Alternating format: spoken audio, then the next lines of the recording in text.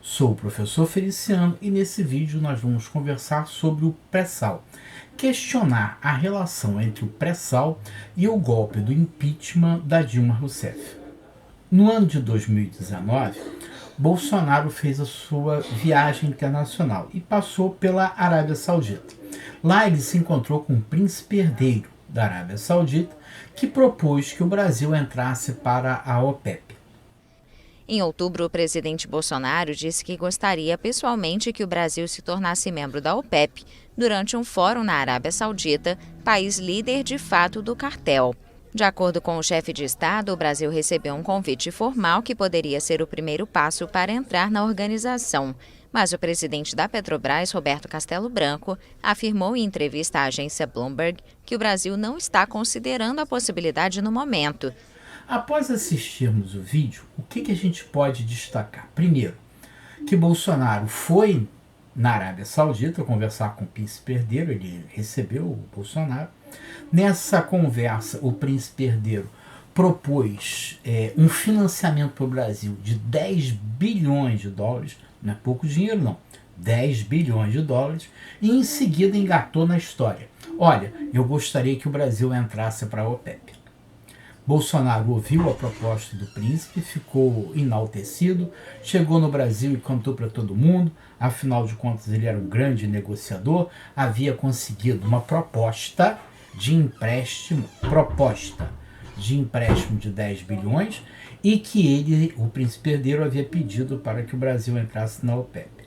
Imediatamente Guedes disse não.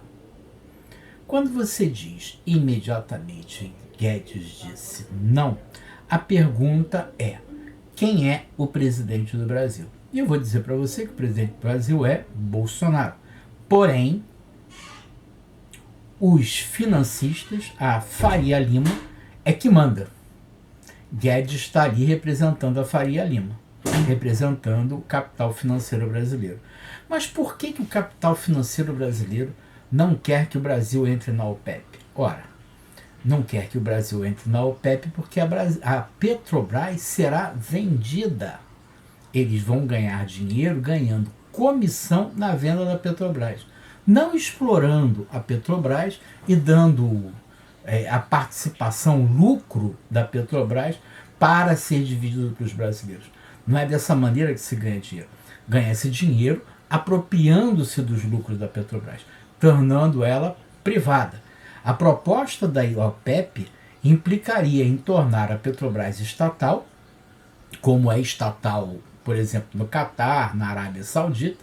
A empresa que explora o petróleo é estatal, ela explora o petróleo, ela faz o preço do petróleo, diz quanto vai ser produzido, qual o preço que será vendido, e pega o dinheiro e aplica no país. Catar é um paraíso na Terra, né? A Arábia Saudita é um paraíso. No passado, o Catar era uma areia, um deserto. Hoje não é mais um deserto, são cidades maravilhosas. A Arábia Saudita era um deserto, hoje são cidades maravilhosas. Mas isso por quê? Porque o petróleo, o setor de energia, é controlado. E é tão controlado ao ponto de eles fazerem uma organização, um cartel, a OPEP, e com isso eles combinam o preço. Não é isso que Guedes quer. Não é isso que o mercado financeiro quer.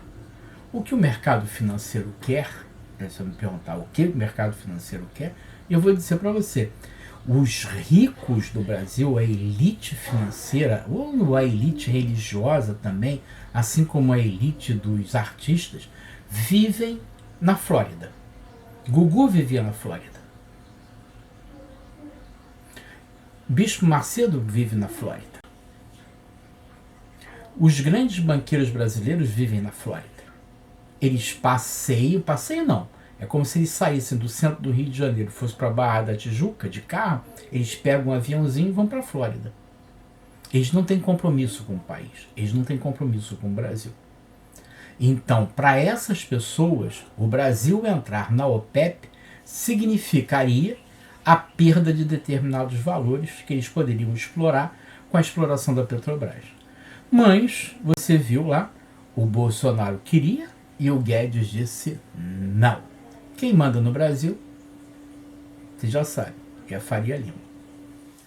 Nós estávamos vendo o que está acontecendo com Dilma.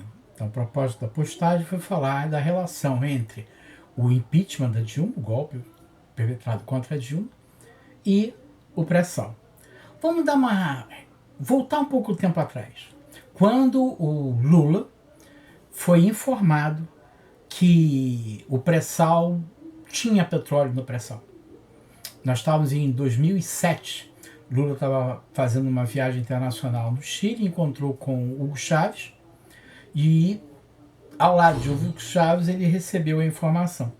Hugo Chávez parabenizou, disse que o Brasil entrava nos países exportadores de petróleo, porque havia muito petróleo do pré-sal, e que o Brasil se tornaria um país rico. Nesse momento, Lula disse que queria que o Brasil entrasse na OPEP. Em 2009, Lula refez a observação e disse que não queria o Brasil na OPEP.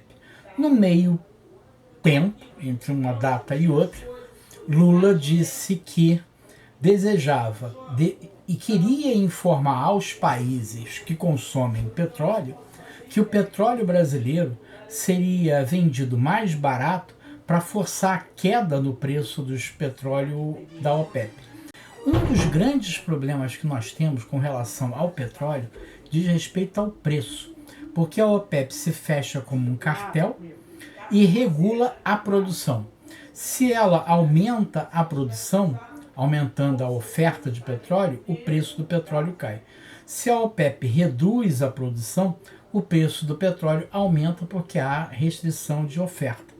Muito bem, Lula, eu acho que de uma forma muito esperta, avisou os países ocidentais: olha, eu vou trabalhar na OPEP para baixar o preço do petróleo. Então deixa a gente furar o nosso petróleo, tirar o nosso petróleo, vender o nosso petróleo, que nós não vamos criar problema para vocês. Isso deve ter sido a ideia do Lula. O petróleo da pré-sal tornou o Brasil um país exportador. Hoje nós produzimos 3 milhões de barril dia, consumimos 2 milhões, vendemos 1 milhão de barril dia e ainda tem a possibilidade de aumentar a produção de petróleo. Nós temos hoje cerca de 20 bilhões de barril de petróleo de reserva e o potencial do pré-sal é de 80 bilhões de barris de petróleo. O próximo tema que a gente tem que abordar é a questão da exploração. O que a gente vai fazer com o petróleo? E aí houve várias discussões, e todos nós já sabemos das histórias, já é um lugar comum. O petróleo tem os royalties. Esses royalties significam que o custo de exploração do petróleo é baixo. O custo de exploração do petróleo na Arábia Saudita é menos de 10 dólares. O que significa que vendendo a 100 dólares, a Arábia Saudita ganha mais de 90 dólares por barril de petróleo. E o custo de exploração do petróleo no pré-sal também reduziu. O que significa que vendendo o petróleo a 100 dólares, o Brasil ganha muito dinheiro. Como isso não pode ser entregue aos acionistas, uma parte desse lucro ele é guardado pelo governo. São os chamados royalties. Né? O governo não entrega tudo. Isso aí é do Brasil. Muito bem, então fica com o Brasil. Para isso chama-se os royalties e foi criado um fundo soberano.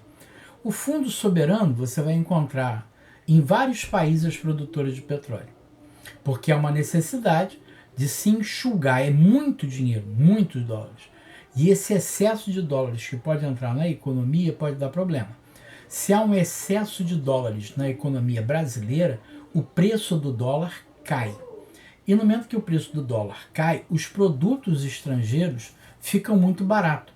Então é mais barato comprar um carro produzido lá fora do que comprar um carro produzido dentro do Brasil. Porque o preço do carro produzido lá fora é cotado em dólar. E como o dólar está muito barato, vamos supor, fosse 1.000 dólares. Com o dólar a R$1, custaria R$1.000, ao invés de R$5.000. Então isso faz com que tenha um problema grave com relação, que a gente chama isso em economia de doença holandesa, que é exatamente uma doença causada na economia pelo excesso de dólares que entra na economia quando você tem uma exploração de um bem, como por exemplo o petróleo. Isso acontece em vários países e para impedir que isso aconteça, cria-se fundos soberanos. Quer dizer, a Petrobras vende, né, ou a estatal árabe vende, ou a estatal norueguesa vende o petróleo, e parte desse dinheiro, ao invés de ser colocado na economia, vai para um fundo, para ficar guardado, para não entrar na economia. Esse fundo soberano, foi criado um fundo soberano também aqui no Brasil, para exatamente evitar isto. O próximo tema a ser falado é o que aconteceu após o golpe dado em Dilma. Pois bem, Temer interfere nessa empresa que foi criada para explorar o pré-sal. Existe uma empresa paralela à Petrobras que fica com a posse, a propriedade dos poços. Temer interferiu, colocou pessoas ligadas a ele, e a partir dali ele passou a cortar o fundo soberano, cortar os royalties, e que inclusive isso também aconteceu com o nosso querido Bolsonaro, que também interferiu para reduzir os recursos que são enviados do pré-sal para saúde, educação e os royalties do petróleo. Então, com isso, você já pode perceber que um dos motivos do golpe era fazer com que a nossa independência econômica, baseada na exploração do petróleo, naufragasse. Foi exatamente para isso. Então, se a pergunta fazer aquela pergunta inicial, afinal de contas, esse golpe se relaciona com a exploração do pré-sal? E eu vou dizer para vocês que os dados que eu coloquei para você aqui mostram claramente que o golpe tem uma relação com a exploração do pré-sal, com o fundo soberano e com os royalties do petróleo. A venda da Petrobras, que é a proposta feita pelo nosso querido ministro da Economia, o Guedes, a necessidade de se vender a Petrobras, é exatamente para fazer com que a Petrobras deixe de ser uma fonte de recursos para o Estado brasileiro distribuir entre os brasileiros. Ela vai ser apropriada por privados e, a partir daí, o lucro desses privados fica na mão dos privados. Eu sou o professor Feliciano, foi um prazer tê-lo aqui. Muito obrigado por assistir esse vídeo. Espero que tenha gostado. Se gostou, deixe um like e compartilhe. E mais uma coisinha, estamos juntinho para lutando por um Brasil justo e inclusivo. Obrigado.